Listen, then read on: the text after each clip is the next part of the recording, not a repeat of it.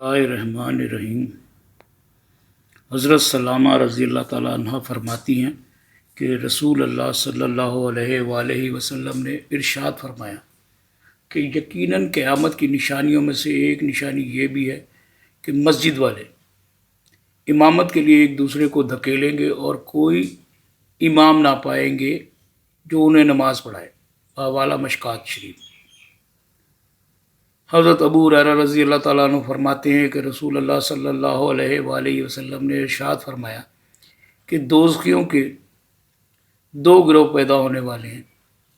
جنہیں میں نے نہیں دیکھا کیونکہ وہ ابھی پیدا نہیں ہوئے۔ پھر اس کی تشریح کرتے ہوئے فرمایا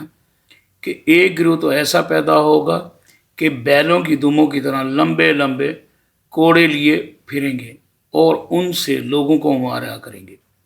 صبح شام اللہ کے غصہ اور ناراضگی اور لعنت میں پھرا کریں گے۔ دوسرا گروہ ایسی عورتوں کا پیدا ہوگا جو کپڑے پہنے ہوئے بھی ننگی ہی ہوں گی، غیر مردوں کو اپنی طرف مائل کریں گی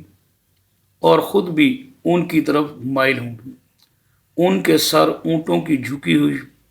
پشتوں کی طرح ہوں گے، نہ جنت میں داخل ہوں گی نہ جنت کی خوشبو سونگیں گی، حالانکہ بلا شک و شبہ اس کی خوشبو بہت دور سے آتی ہے۔ بحوالہ مسلم شریف۔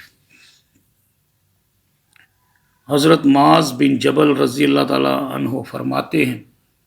کہ رسول اللہ صلی اللہ علیہ وآلہ وسلم نے ارشاد فرمایا کہ آخر زمانہ میں ایسے لوگ آئیں گے جو ظاہر میں بھائی ہوں گے اور باطن میں دشمن ہوں گے۔ عرض کیا گیا یا رسول اللہ صلی اللہ علیہ وآلہ وسلم ایسا کیوں کرو گا؟ ارشاد فرمایا کہ بعض کو بعض سے لالچ ہوگی اور بعض کو بعض سے خوف، اس لیے ظاہر دوست اور پوشیدہ دشمن ہوں گے۔ بحوالہ مسند احمد۔ حضرت مقدام بن مادی کرب رضی اللہ تعالیٰ عنہ فرماتے ہیں کہ رسول اللہ صلی اللہ علیہ وآلہ وسلم نے ارشاد فرمایا کہ یقیناً لوگوں پر ایسا زمانہ آئے گا کہ صرف دین و درہم ہی نفع دیں گے۔ بحوالہ مسند احمد۔ حضرت ابو ہریرہ رضی اللہ تعالیٰ عنہ سے روایت ہے کہ رسول اللہ صلی اللہ علیہ وآلہ وسلم نے فرمایا کہ زمین اپنے اندر سے ستونوں کی طرح چاندی کے لمبے لمبے ٹکڑے اگل دے گی، جس کی وجہ سے مال بے قیمت ہو جائے گا، اور قاتل آ کر کہے گا افسوس اس بے حقیقت اور بے قیمت چیز کی وجہ سے میں نے قطع رحمی کی، اور چور آ کر کہے گا افسوس اس کی وجہ سے میرا ہاتھ کاٹا گیا، یہ کہہ کر اسے چھوڑ دیں گے اور اس میں سے کچھ بھی نہ لیں گے۔ دوسری حدیث میں ہے کہ قیامت سے پہلے وہ وقت آئے گا کہ نہر فرات کے اندر سے سونے کا ایک پہاڑ ظاہر ہوگا اور اس پر قبضہ کرنے کے لیے لوگ جنگ کریں گے، جس کے نتیجے میں 99% انسان مر جائیں گے، جن میں سے ہر ایک کا یہ گمان ہوگا کہ شاید میں ہی بچ جاؤں۔ بحوالہ مسلم شریف۔ اور یہ جو جنگ کا ذکر ہے بائبل اور توریت میں بھی ہے، ہر مجدون اور یورپین امریکن آرماگیڈون کہتے ہیں، تیسری جنگ عظیم بھی کہا جا رہا ہے۔ تو جب دیکھیں نا اتنے ایٹم بم بن چکے ہیں، نیوکلیر ویپنز اور پتہ نہیں کس کس طرح کے خطرناک ہتھیار، اب یہ مڈل ایسٹ میں جو لڑائی جھگڑا ہو رہا ہے بڑھنے کی دیر ہے، کنٹرول نہ ہوا اور ہونا یہیں سے شروع ہے۔ تو جب ایٹم بم چل گئے تو تباہ و برباد، بہت کم لوگ بچیں گے، 99% لوگ مر جائیں گے۔ اور ایک حدیث کچھ لوگ نعمت شاہ ولی کی پیشین گوئیاں بھی کہتے ہیں کہ 40 کوس پر یعنی کہ 40 میل پر ایک جا کر ایک چراغ جلے گا، یعنی کہ ایک فیملی یا ایک بندہ زندہ ہوگا۔ بخاری اور مسلم کی ایک روایت میں ہے جو حضرت ابو ہریرہ رضی اللہ تعالیٰ عنہ سے مروی ہے کہ دریائے فرات سے سونے کا ایک پہاڑ ظاہر ہوگا، جو شخص وہاں موجود ہو اس میں سے کچھ بھی نہ لے۔ حوالہ مشکات شریف۔ قیامت کے قریب کے زمانہ کا رنگ بدلنا، عرب میں پھر سے بت پرستی شروع ہونا۔ ایک بات تو ہے، اس پر اعتراض ہو رہا ہے جو لوگ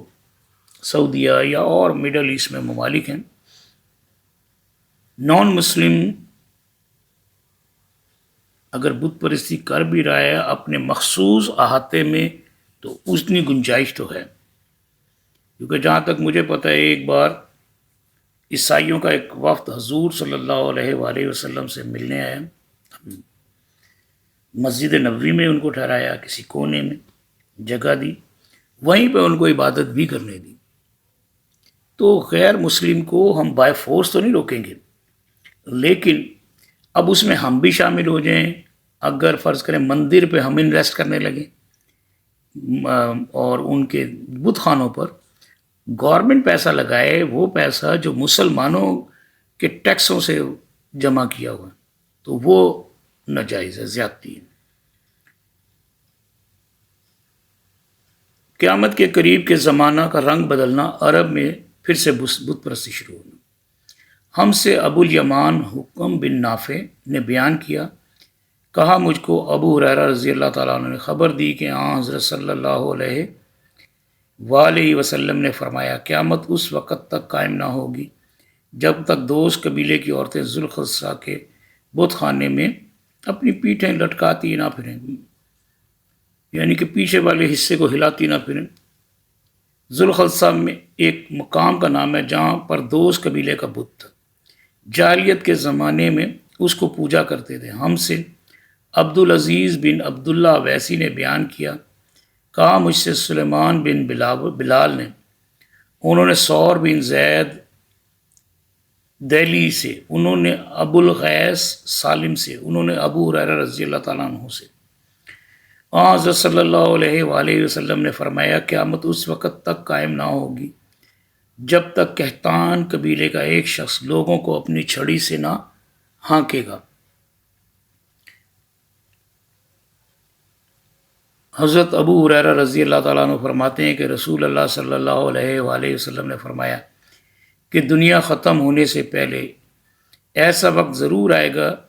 کہ قبر پر انسان کا گزر ہوگا تو وہ قبر پر لوٹ کر کہے گا، کاش میں اس قبر والے کی جگہ ہوتا، اور دین کی وجہ سے یہ تمنا ہوگی کہ بد دینی کی وجہ سے گھبرا کر ایسا کرے گا، بلکہ دنیاوی مصیبت میں گرفتار ہوگا۔ بحوالہ مسلم شریف، حضرت جابر رضی اللہ تعالیٰ عنہ فرماتے ہیں کہ رسول اللہ صلی اللہ علیہ وآلہ وسلم نے فرمایا کہ آخر زمانہ میں ایک ایسا مسلمان بادشاہ ہوگا جو لپ بھر بھر کر مال تقسیم کرے گا اور مال کو شمار نہ کرے گا۔ مسلم شریف۔ ہم سے اسماعیل بن ابی اویس نے بیان کیا،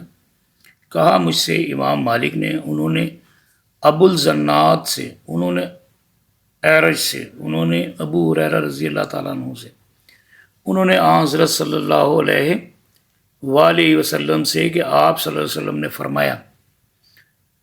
قیامت اس وقت تک قائم نہ ہوگی جب تک ایک آدمی دوسرے آدمی کی قبر پر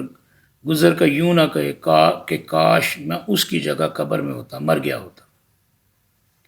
حضرت صلی اللہ علیہ وآلہ وسلم کا یہ فرمانا ہے کہ فتنہ پورب کی طرف سے آئے گا۔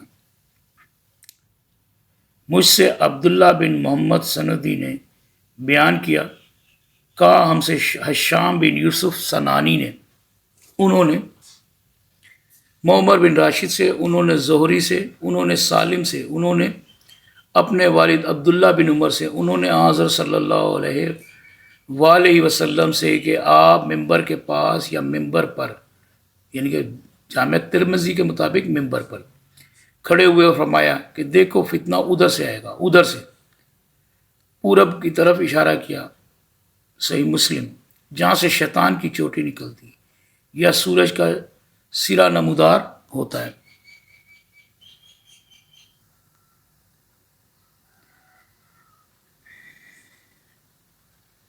ہم سے قتیبہ بن سعید نے بیان کیا، کہا ہم سے لیث بن سعد نے، انہوں نے نافع سے، انہوں نے ابن عمر سے، انہوں نے حضرت صلی اللہ علیہ وآلہ وسلم سے سنا کہ آپ پورب کی طرف منہ کیے ہوئے تھے اور فرماتے تھے فتنہ ادھر سے نمودار ہوگا، ادھر سے جہاں سے شیطان کی چوٹی نکلتی۔ ہم سے علی بن عبداللہ نے بیان کیا، کہا ہم سے اظہر بن سعد نے، انہوں نے عبداللہ بن عون سے، انہوں نے نافع سے، انہوں نے ابن عمر سے رضی اللہ تعالیٰ عنہ سے، انہوں نے ذکر کیا کہ ہاں حضرت صلی اللہ علیہ وآلہ وسلم نے یوں دعا فرمائی، یا اللہ ہمارے ملک